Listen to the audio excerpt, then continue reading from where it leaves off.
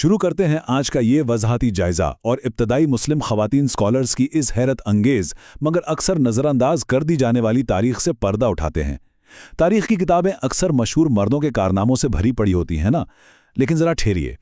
दर हकीकत इल्म की इस वसी व अरीज इमारत को खड़ा करने में कई ऐसी अजीम खवातीन का हाथ रहा है जिनके बगैर दुनिया की दानिशवरी का यह सफ़र बिल्कुल नामुकम्मल है। ये जायजा इसी गुमशुदा कड़ी को जोड़ने की एक छोटी सी कोशिश है।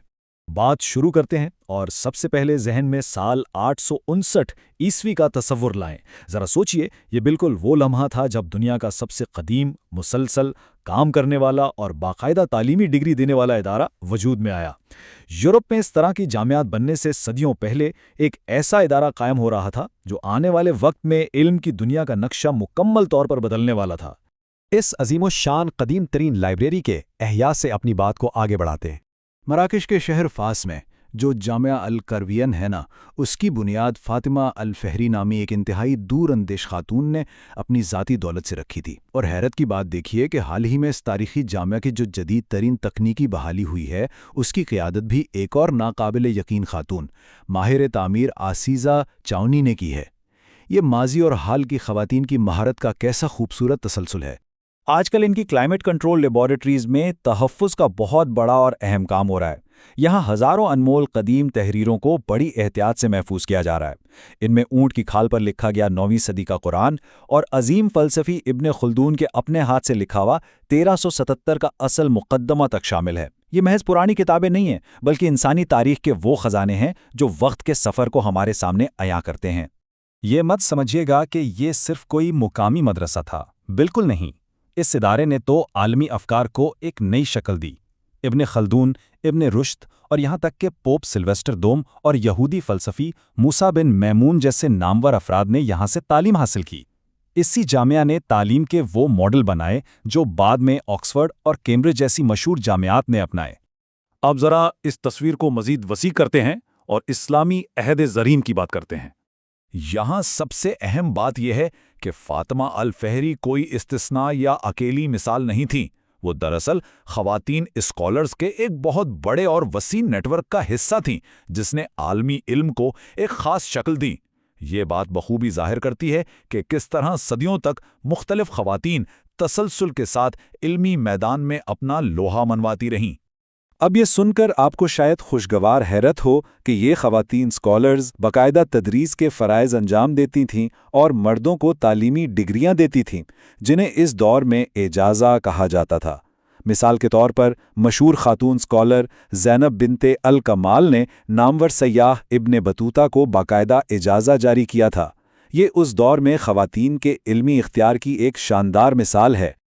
आइए अब तेज़ी से साइंस, टेक्नोलॉजी और तिब के मैदान में उन खवातीन की शानदार खिदमात पर नज़र डालते हैं जिन्होंने तारीख के पुराने तस्वुरात को बिल्कुल बदल कर रख दिया। सैताल मुहामली को ही ले लें। वो रियाजी की एक ऐसी शानदार माहिर थीं जिन्होंने 10वीं सदी के बगदाद में अलजबरा के ऐसे पेचीदा मसाइल चुटकियों में हल कर दिए जो उस वक्त के बड़े बड़े माहिरीन के लिए दर्द सर बने हुए थे। उनकी रियाजियाती महारत बिलाशुबा अपने वक्त से बहुत आगे थी। फल्कियात की बात करें तो मरियम उल अजलिया का नाम सामने आता है, जिन्हें अस्त्रलाबिया भी कहते हैं। वो हुक्मरान सैफुद्दौला की सरपरस्ती में नेविगेशन के लिए अस्त्रलाब के ऐसे जदीद डिज़ाइन बना रही थी जो उस वक्त की जदीद तरीन टेक्नोलॉजी का अहम तरीन हिस्सा समझे जाते थे। और कुर्तुबा की लुबना की कहानी तो बस कमाल की है। हिस्पानवी गुलामी की एक इंतहाई मुश्किल ज़िंदगी से निकलकर वो शाही महल में एक बेहद काबिल एहतराम रियाजीदान बन गईं। उनकी महारत पेचीदा हिंदसी मुसावात को हल करने में बेमिसाल थी। अब ज़रा इस मुवाज़ने पर गौर करें। हम सब फ्लोरेंस नाइटिंगेल को नर्सिंग की बानी मानते हैं, है ना? लेकिन रफ़ीदा अल असलमिया ने दरअसल उनसे पूरे 1000 साल पहले बदर और ओहद की जंगों में मोबाइल मेडिकल यूनिट्स कायम करके नर्सिंग की बुनियाद रखती थी। ये एक ऐसा कारनामा है जिसे इसका असल मुकाम मिलना चाहिए। इसी तरह अल-शिफा बिन्त अब्दुल्ला, जिन्हें शिफा देने वाली कहा जाता था, वो महज एक मशहूर मुआलिज ही नहीं थी। उनकी दियानतदारी और इखलाकियात की इस कदर इज्जत की जाती थी कि खलीफा उमर ने उन्हें मार्केट का बाकायदा सरकारी इंस्पेक्टर मुकर्रर कर दिया, यानी तिब के साथ साथ एक अहम इंतज़ामी हुदा भी। अब लाइब्रेरियों और हस्पतालों से निकलकर ज़रा देखते हैं कि सियासत और मैदान जंग में इन खवातीन ने कैसे अपनी ताकत का लोहा मनवाया। تاریخی ریکارڈ گواہ ہیں کہ خواتین نے یمن اور دہلی جیسے بڑے اور اہم علاقوں پر نہایت کامیابی سے حکمرانی کی۔ زیفا خاتون حلب کی گورنر رہیں، سلطانہ رضیہ نے دہلی کو استحکام بخشا، اور یمن کی ملکہ اسما اور ملکہ اروا کے نام کا تو باقاعدہ جمعہ کا خطبہ پڑھا جاتا تھا۔ یہ ان کی غیر متنازع سیاسی طاقت کا واضح ثبوت ہے۔ یہاں تاریخ کا ایک اور انتہائی دلچسپ کردار سیدہ الحرہ کا ہے۔ وہ صرف ایک گورنر نہیں تھیں، بلکہ بحریہ روم میں سمندری قزاقوں کی ایک بے حد طاقتور لیڈر بھی تھیں، اور تو اور انہوں نے مراکش کے بادشاہ سے شادی بھی خالصتاً اپنی شرائط پر کی تھی۔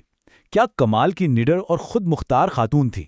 دوسری طرف عباسی دور میں زبیدہ بنت جعفر نے اپنا زبردست اثر و رسوخ اور دولت استعمال کرتے ہوئے مکہ میں پانی کی قلت کا وہ سنگین مسئلہ حل کیا جس کا حاجیوں کو اکثر سامنا رہتا تھا۔ انہوں نے بنیادی ڈھانچے کے اتنے شاندار پروجیکٹس مکمل کیے جو آج بھی ایک مثال ہیں۔ اور اگر جنگ کے میدان کی بات ہو تو نصیبہ بنت کعب اور صفیہ بنت عبد المطلب جیسی خواتین صف اول کی نڈر جنگجو تھیں۔ غزوہ احد میں قائدین کی حفاظت کرتے ہوئے نصیبہ بنت کعب نے اپنا ایک ہاتھ تک گنوا دیا، مگر پیچھے ہٹنے کا تو سوال ہی پیدا نہیں ہوتا تھا۔ بات کو وہیں واپس مراکش کے شہر فاس پر لاتے ہیں اور دیکھتے ہیں کہ آج کے دور میں اس شاندار ورثے کو کیسے محفوظ کیا جا رہا ہے۔ آج اٹلی کے کمپیوٹیشنل لسانیات کے ماہرین لائبریری کے کیوریٹر کے ساتھ مل کر ان 4000 سے زیادہ قدیم مخطوطات کو ڈیجیٹل شکل دینے پر کام کر رہے ہیں۔ گو کہ ابھی صرف 20% کام ہی مکمل ہوا ہے، لیکن ذرا سوچئے کہ جب یہ مکمل ہو جائے گا تو دنیا بھر کے محققین کے لیے کیسا زبردست خزانہ کھل جائے گا۔ تو اس سارے وضاحتی جائزے کے بعد ہم اس اہم سوال پر پہنچتے ہیں۔ اب جبکہ یہ تمام قدیم متون اور خزانے ڈیجیٹل دنیا میں آ رہے ہیں، تو ان شاندار خواتین کو جو واقعی عالمی علم کی معمار تھیں، ہمارے جدید تعلیمی نظاموں اور نصاب میں ان کا اصل تسلیم شدہ مقام کب ملے گا؟ یہ ایک ایسا سوال ہے جو تاریخ کے ان روشن اوراق کو پلٹنے کے بعد ہم سب کے ذہنوں میں ضرور اٹھنا چاہیے۔